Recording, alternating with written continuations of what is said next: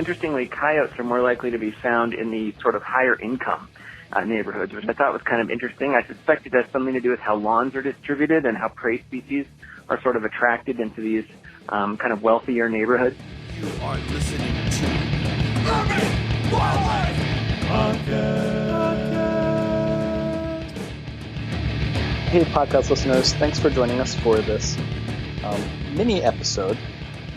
When we started planning out season 2, we recorded interviews with a whole bunch of people, and this was like a year and a half ago. And what you've been hearing in season 2 have been us putting together interviews or other forms of recorded stuff, of recorded stories, into episodes that go together thematically, and then Tony and me sitting down and talking about them, usually with a guest host. We're almost done with season 2. We've got another episode coming up that we're working on right now about mid-sized omnivorous mammals that like to live with us. Think raccoons, skunks, civets in Southeast Asia, possums, both the ones they have in Australia and the opossums in the United States. While we're working on that, we wanted to post one short interview we had that we, just for whatever reason, haven't managed to fit into any other episode, but we thought was really neat. So this is an interview with Seth Magley, who is the director of the Urban Wildlife Institute of Chicago's Lincoln Park Zoo. You might remember Dr. Magley from an episode we recorded and posted back in August of 2016 called Fruit Bats, Prairie Dogs, and Sausage Weasels, where he talked about his research into urban prairie dogs, which kind of blew our minds because they're not like vacant lot dogs, they're prairie dogs, but still there they are. And in that same interview, when we interviewed him, the first part of it was actually about the work of the Urban Wildlife Institute.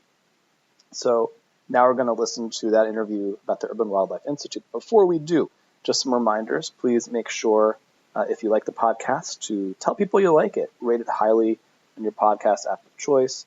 Please post about it on Facebook, snap about it, post about it on Instagram, tweet about it, let your friends know about it through any means possible and necessary so that more people can discover the Urban Wildlife Podcast. And please leave us some comments on your podcasting app of choice so that we can hear more about what you think. You can also write us an email at urbanwildlifecast@gmail.com, tweet at us at urbwildlifecast, and find us on Facebook and leave some comments or messages there. Here's one comment from listener Rye from Perth, Western Australia, who said he just listened to the airport podcast and then remembered an article about echidnas and other Aussie wildlife at the Hobart Airport in Tasmania straying onto the runway sometimes. And sent us a link to a great article about that, and we'll tweet out and post that article about Tasmanian wildlife on airport runways. And also, Rye recorded some observations about Aussie possums and other stuff that we're going to get into that upcoming possums, etc. episode. So without further ado, here's our interview with Seth Magley, the director of the Urban Wildlife Institute of Chicago's Lincoln Park Zoo. Sure, I'm Seth Magley. I'm the director of the Urban Wildlife Institute at the Lincoln Park Zoo. So the Urban Wildlife Institute is a research center that has a pretty simple but very difficult challenge. We've sort of set ourselves to do the research necessary to allow for humans and wildlife to coexist in cities around the world. So our research takes a lot of different forms, but that's the common thread throughout, is to try to make cities a place where we can conserve biodiversity, where we can teach people about wildlife, and we can enhance the ability for animals and people to coexist in space. You have a million things that would be fun to talk about, but I'm going to pick just one or two of them.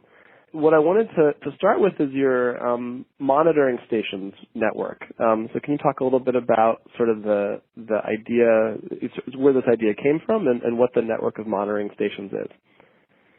Yeah, where the idea really came from was that we started assessing the state of what's known about urban wildlife. And what we came to realize was that usually people study one species for usually a couple of years, the duration of a graduate project. They publish that work and they move on. And what we realized was that we're really missing out on a lot of opportunity because there's a lot of things we can't learn about unless we study for a much longer period of time.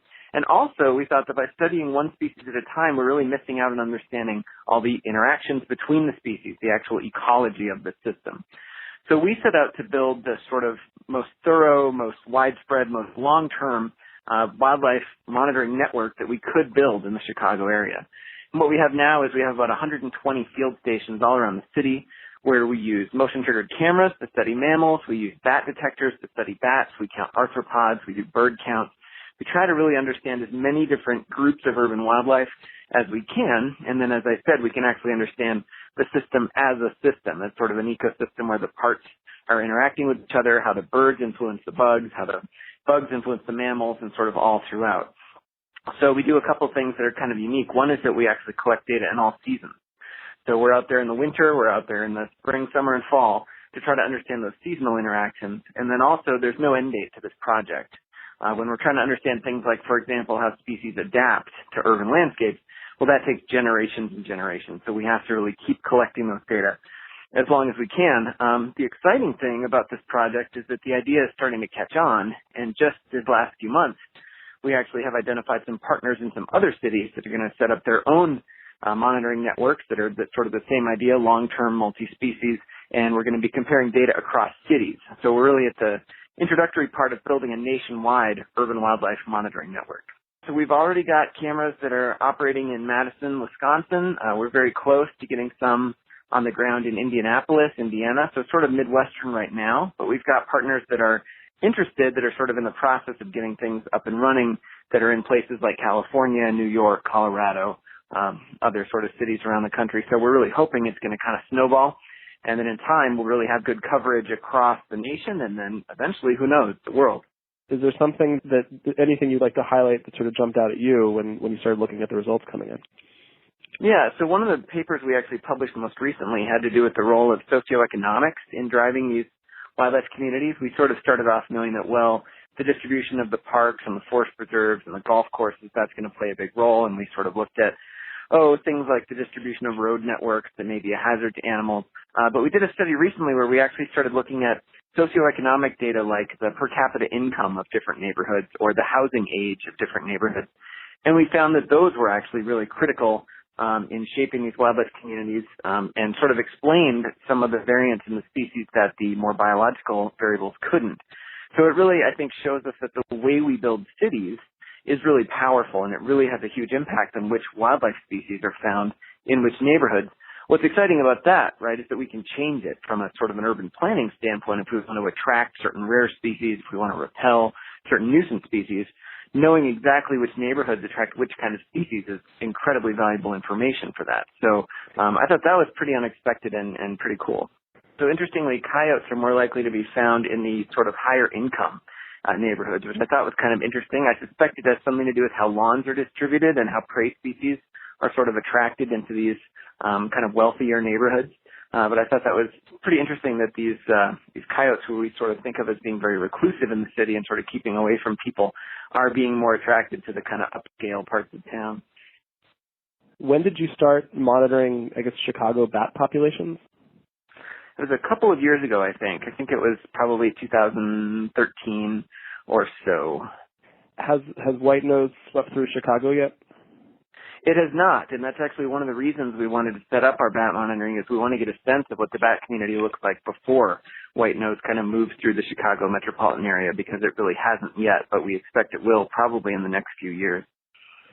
Can you describe how you monitor for bats?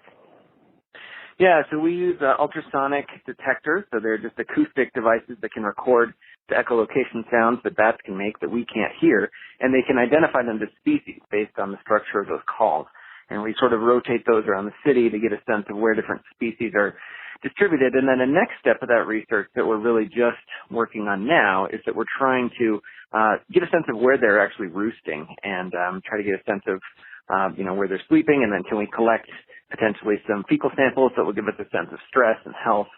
But right now we're mainly doing this passive acoustic monitoring, which is, we like to do more non-invasive research when we can. We're sort of concerned about the welfare and the conservation of these species. So if we can avoid trapping and handling them, we prefer to do that, and these passive monitors allow us to do that. That's awesome. I want to get one of those for my roof. Okay. Yeah, that's pretty great. We actually have put some on roofs, including actually in some of the skyscrapers downtown, which I think is pretty cool. That's interesting. So do the bats get up to sort of the high levels of skyscrapers? Yeah, we do actually. We are able to detect some of them up at those levels at times. I think we only have one monitor up that high, but I believe we have detected some bats on it.